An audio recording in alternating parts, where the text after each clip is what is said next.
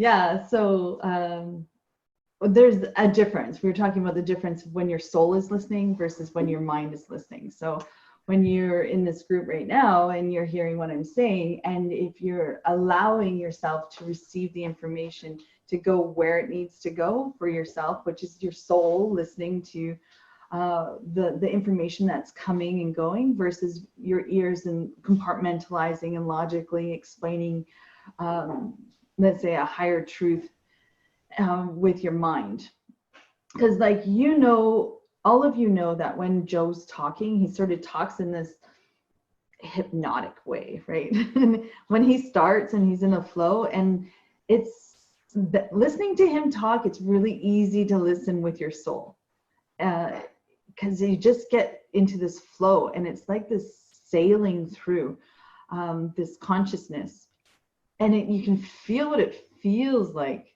It's so cool when you kind of make that connection, versus when you have an agenda. That's the key word. If you have an agenda of the information that you want to receive from, let's say, when Joe's talking, if that agenda will sort of block you from listening with your soul, you start listening too much with your mind, because you desperately want an outcome of an answer or an insight, and what you're going to do with that information once you achieve that information. So if you ask him a question, you're like, okay, once I receive this answer to this question, I'm going to be able to teach it to people, and I can do this with that.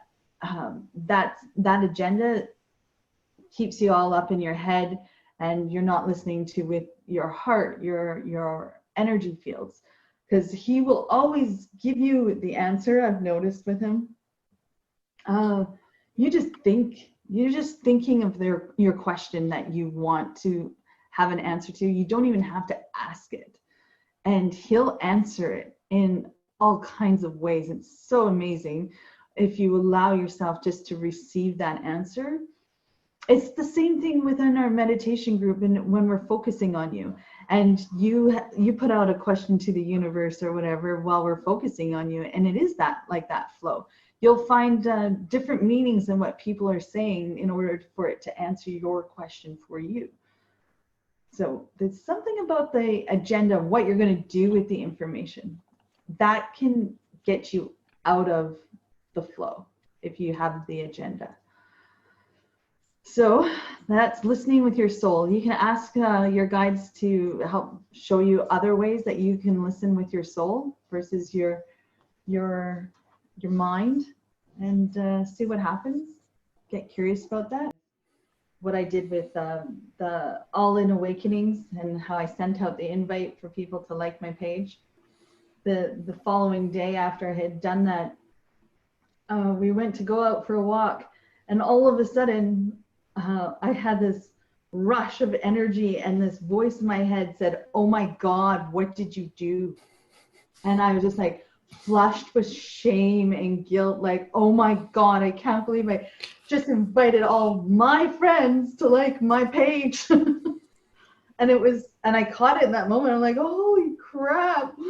Just that voice that's been there for so long, it will come and rear its ugly head, and catch it in that moment. Just going, why? Why is that an issue? Why is that a problem? Like, there should be no shame in this. It's part of that process, right? Be free to be yourself, and it doesn't matter what anybody thinks. Yeah, I spent like 9 years trying to encourage her, because when she's spontaneous, she just opens up and things happen. But when she rationally overthinks it, she shuts herself down and tries to hide. And so I just try to allow her over 9 years to allow herself to come out a little bit more all the time. And I think the meditations are really good for her to do that, because sometimes she'll reflect back on it and realize that she knows a lot more than she assumes sometimes. And like I say, 10 years I've been teaching and opening doors and presenting information and all sorts of things to her. So there's days where she doesn't believe she has that mind capacity, but she really does. So like here, sometimes something will just come in and she just opens up really big and things just flow, and then later she'll overthink it, and then you see her close down, sort of pull away. So always trying to be encouraging, because I always felt that she would create a business and do a lot to impact the world. And I even said I see certain people coming to her for information, because she slowly has digested and taken it apart in different ways and put it back together. And I always told her she's got like a scientific investigative mind where she looks at things a little differently, and she'll take it apart until she can put it back together in different ways, and then she feels comfortable with it. So I've never really pushed that part of like, come on, you got to do this and other stuff. I always just tried to give her that opportunity to bring herself. Yeah. Yeah. And I'm open to it, right? And it's hard, of course, but it's like we seek people out, like astrology readings or, you know, different methods that will support us to overcome these challenges that we have, and we all have them, whatever they are for us, because that makes the journey so interesting. And that's part of the human experience, right? To have these challenges. Yeah. So just keep on inviting bigger truths in, or bigger information, and keep desiring the future. Check in with your beliefs that you have, that, you know, that might be presented to you, that maybe are old and need to be revamped and let go of. And when you're open to seeing yourself, and it's like learning about yourself, really, sometimes those belief systems that we carry are our ancestors, and they need to go, and that's why they've come up. Just like this whole racism stuff that's going on right now too. It's like some people don't even realize that they are racist, because it was just so normal with the way that they grew up. They don't even realize it. And someone may be presenting an opportunity to look at things differently, and just be open. That's a hard thing to do, but it's the opportunities there. Take it. You know, there's all different levels of beliefs that we carry that we can revamp and check in with. That's what Joe's often saying. He's just like, look at what your beliefs are. And just like with healing my body, it's like I see it as I believe miracle healings are possible. Do I believe it for myself is another question, because I'm like, oh, all of a sudden I don't believe in it on a certain level. So I can start questioning it. Okay, is this true? Do I really believe that it's good for everybody else but not for me? Because maybe that's not true. Just sitting with it, start analyzing it a little bit differently, or looking into it deeper for myself. And I challenge that for you guys as well. If a certain belief system might come up for you, look at it and question it a little bit. I don't know. It's one of the things I always do with things when the universe presents new information or different things or difficult challenges is I try to ask them to help me to understand by finding a way that they can prove something to me. So guiding me to ceremonies or medicine men, or getting some sort of information, and then actually seeing things happen and change in other people's lives. And that's what really has always amazed me in my life's journey, is they would tell me and show me things, and then later I would see outcomes. I would see the changes. People would come and tell me all kinds of things would happen. This lady phoned me one time. I was up in Jasper and I was doing some work at this energy place, and this woman heard about me through this other lady, and she was going to go to the doctor the next day to get checked out because she had all this cancer growths and things in her body. And she was really afraid. And the lady says, well, there's this guy I know, give him a call. He's up in Jasper, and here's his number. So it was early in the morning, and I was preparing to go up in the mountains, and I was told by my guides to take stuff up there. I had to go pray for people and do some stuff. And so I was getting all this stuff ready, and the phone rings, and she says, hello, you don't know me, but through a friend, I got your number, and she says, I'm wondering if you can help me.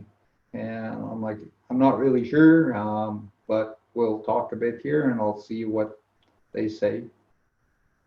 So we're talking, and the guide started communicating, and my guide said, yeah, let her know that you're going to do prayers and that, and you're going to be sending this energy and that.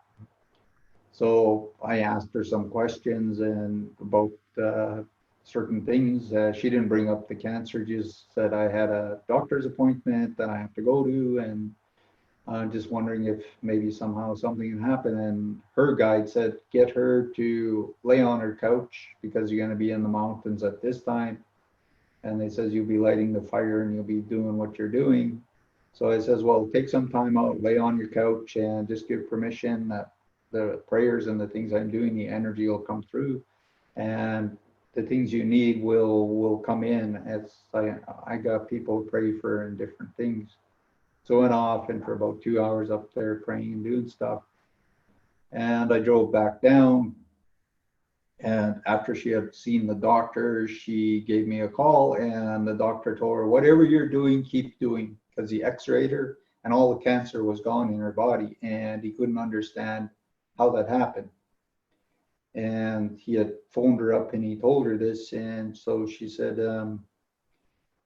that she's going to keep on this path. And I helped her with a few other things. There was another time she saw me, and I was up in Edson, and she was having pains in her abdomen for years and years and years. She kept going to this doctor, and they would look and they couldn't find anything.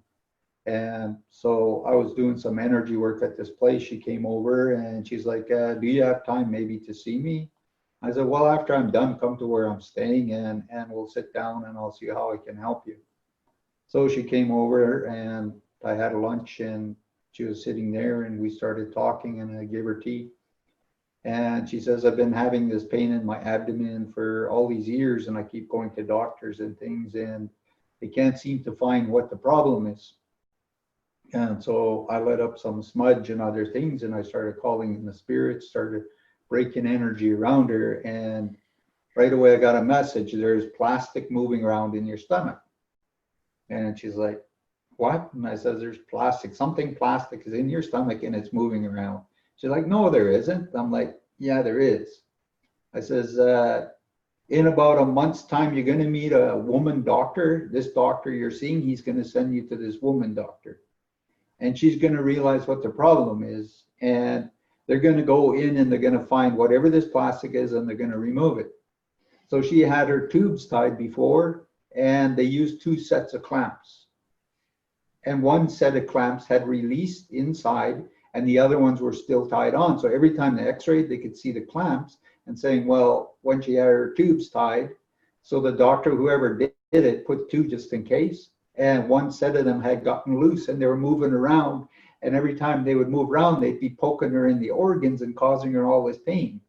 So sure enough, a month later, this female doctor, she was told to go see, and the doctor says, well, I want to do an exploratory thing, but I'm going to take some x-rays and we'll just do like this operation. We'll go in, we'll do stuff. And sure enough, they found the 2 clips. And later she phones me up and she says, you were right. On that one, I was like, that's Joe in the flow, and he's asking the universe, and the universe is showing him things. And how there's a difference where you tap into that versus your logic mind wants to find the answers, and so it starts to seek, right? It's like we were talking about that last night too, about just we do it every day, and we do it every meditation group that we're in, is being in that flow and letting the universe show you what you need to see. That's a prime example of that's how Joe does it all the time. He allows himself to receive what it is they want to show him, and if there's nothing there, he won't pretend by any means to make anything up either, right? And then how do you say it and share it? That they will hear it. And sometimes you need to get them to, if you don't know how to give that message because it's a hard and heavy message, ask them to find a different messenger for the person. That was another thing that's come up too, because sometimes it's hard to say, you know, I'm getting that you've got cancer. And it's like, okay, No, then you say a prayer, get them to the right doctor that will give them the answer that they need. When I get people have cancer, the first thing I will do is I'm like, have you been to the doctor lately? I feel you need to go for a full physical checkup from head to toe. Ask the doctor to do everything like x-ray and look at everything, and they'll go, why? And I'm like, just go to the doctor and you'll get your answers. I did that with one guy one time. I was sitting having coffee with these people, and the woman was a secretary at this office, and I was sitting there, and all of a sudden I saw the image of her husband standing beside her, and it was just his energy. And I was staring at her, and I was like, okay, why am I seeing her husband? Because when I went by her, I could smell, like there's a smell from cancer sometimes, and I could smell this off her. And I was sitting across her, and her husband kept flickering on and off, like turning a light on and off, and he would just, and so I started staring at his energy field, and I saw this big black thing in his head, like up in here. And I was staring, and I'm like, I asked her, I'm like, has your husband gone to the doctor lately? She's like, yeah, he just went to the doctor not long ago because of his job. And I'm like, you got to get your husband to go to the doctor and get the like absolute full physical, some x-rays and things from your head to toe. And she's really staring at me. She's like, how come? And I'm like, the doctor will tell you. So she went home and she bugged her husband for 4 days. So they went into Edmonton and they went to see this doctor. And so he did everything and he x-rayed the head, and there was this big cancer inside. So they operated right away. And he says, if you hadn't come in and done this, you wouldn't be here now. So there's times where, like I say, you'll just tell the person, well, maybe you need to go to the doctor or something, and they will get the answers and then it'll get dealt with. So, and later on, she came back to me. She's like, how did you see that? And I'm like, I don't know. I just see these things. It just shown to me and it felt very important. So I just had to tell you, and I'm glad you guys decided to follow through, because now you're able to turn it around and the guy, got to live on. And I do that. It could be just spontaneous. I could be standing in a grocery store, and all of a sudden I know I have to go and tell somebody something. And Cindy has sort of got used to that over time, where I just walk up to people and I'll just start saying things to them. So I believe you have that ability, Zarina, but there's this little wafting in, wafting out, little not really sure. I just know it's been proven to me so much over my life that these things are real and it's being shown to me for a reason. So sometimes I will just ask the universe, is it important for me to go and say something? Or is there another person going to come along and this person will get the information then? So sometimes I'm not even the messenger. Sometimes I just see it and I'll just say some prayers for the person that they will get to where they need to and everything will turn out good. That's what I do with the smudge, and that is sometimes there's energy blocks and I'll just work at it until it actually removes, because it doesn't need to be there anymore. Mm-hmm. Other times I'm told to have them go see somebody else who does certain kinds of energy work, because when they connect to that person, they'll learn it also and it changes their lives. So there's that interaction that needs to go on through another person. But if not, they get me to do everything like release energy, because lots of old energy is always sitting around, and that's where we seek out other healers and seers and all kinds of stuff. It's important to meet other people and have that interaction and opening up and trusting. And sometimes that person will have the ability to bring in something really big that allows the transition, that change. Because if they feel threatened, that's a whole different thing. Because when you make them feel threatened, they will pull away and shut down. And people would rather run instead of stop and think for a while. So we can hold a space where they feel really comfortable and safe, and then they open up and then they move forwards with it. And I think that's one of the important. That's where it's listening with your soul, because our brains are questioning billions of things instead of just going, no, I'm just going to quiet myself and I'm going to be in that meditative state where things are just streaming. And I know inside myself this to be true, so I'm just going to let this come through, and then I'll have the answer on how to share it and what I need to do with it.